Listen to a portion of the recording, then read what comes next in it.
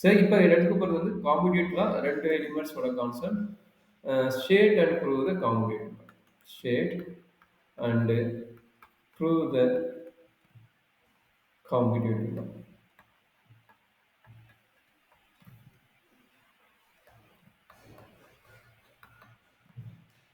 சரி, ஸ்டேட்மெண்ட் என்ன சொல்லுது? L comma greatest least greatest upper bound least lower bound. இப்படி எடுத்து லீஸ்ட் லோயர் கவுண்ட் மறந்துடாதீங்க. இது எழுதும்போது என்னது நான் வச்சுங்க, L comma creators lower count comma least upper count. இதுக்கு நிறைய நோட்டேஷன் சொல்லிட்டே இருக்கிறேன். என்னென்ன நோட்டேஷன் வரும்? இது அண்டு டாட்டு ஸ்டார், இது எது வேணா கொடுப்பாங்க. அதே மாதிரி கிரியேட்டர் லீஸ்ட் லோயர் கவுண்ட் என்னென்ன நோட்டேஷன் கொடுப்பாங்க? ஆறு நார்மல் பிளஸ் இல்லைன்னா சர்க்கிள் பிளஸ். அப்போ இதுக்கு வந்து எது வேணா ரீப்ளேஸ் பண்ணி கொடுப்பாங்க. இந்த 3 நோட்டேஷன்ல எது வேணா ரீப்ளேஸ் பண்ணி கொடுப்பாங்க. அதை நீங்க நார்மலா பார்த்துக்கணும். இப்போ என்ன நடக்குது? 2 எலிமெண்ட் கேஸ். காம்படிட்டிவ்னா 2 எலிமெண்ட் கேஸ். அப்போ பாரு, every a comma b in எல்னு எடுத்துக்கிட்டா இங்க என்ன நடக்கும் காம்படிட்டிவ்ல அப்படின்னா? 2 ப்ராப்பர்ட்டி ஏ ஆர் பி அப்படின்னா என்னது? Least upper bound of a or வந்து லீஸ்ட் அப்பர் கவுண்ட். நோட்டேஷனுக்கு தகுந்த மாதிரி மாத்திக்கணும். Least upper bound of A comma b equal to least upper bound of b comma a. இது ஃபர்ஸ்ட் ப்ராப்பர்ட்டி. சரி, அடுத்த ப்ராப்பர்ட்டி என்ன கிடைக்கும்? ஏ அண்ட் பி அப்படின்னு என்னது? Greatest lower bound of A comma b equal to greatest lower bound of b comma a. இதுதான் commutative லாவோட statement.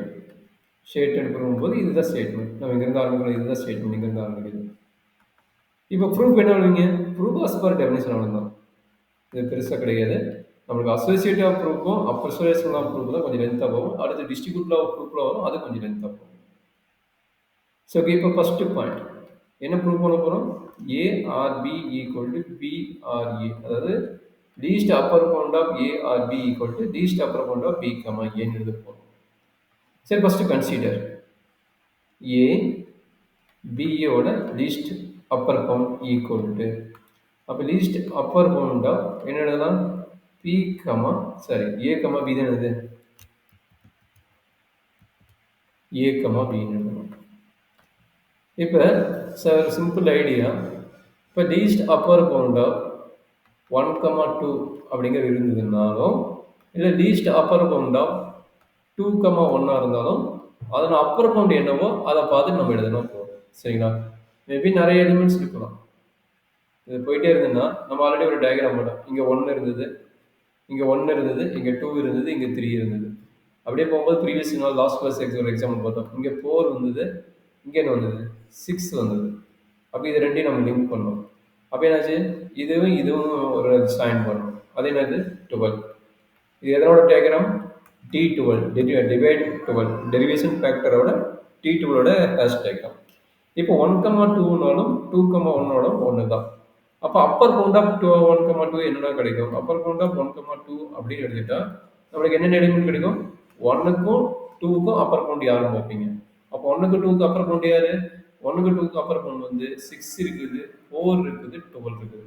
அப்போ இது எல்லாமே அப்பர் கவுண்ட் தான். என்னது? 2 ஒரு அப்பர் கவுண்ட் தான். அப்போ 2 ஒரு அப்பர் கவுண்டாக இருக்கலாம், 6 ஒரு அப்பர் கவுண்டாக இருக்கலாம், 4 ஒரு அப்பர் கவுண்டாக இருக்கலாம், அண்ட் லாஸ்ட் எலிமெண்ட் 12 ஒரு அப்பர் கவுண்டாக இருக்கலாம். சரிங்களா? அப்போ அடுத்த ஒர்க் என்னது? Least upper count. அப்போ லீஸ்ட் அப்பர் கவுண்டா 1, 2 என்ன எடுப்பீங்க? இதுல எது இந்த 4 எலிமெண்ட் எது வந்து லீஸ்ட் வேல்யூவோ அதை எடுத்து போட்டா போதும். அப்போ என்னது? 2ங்கிறது ஒரு எலிமெண்ட், அவ்வளோதான். சரிங்களா?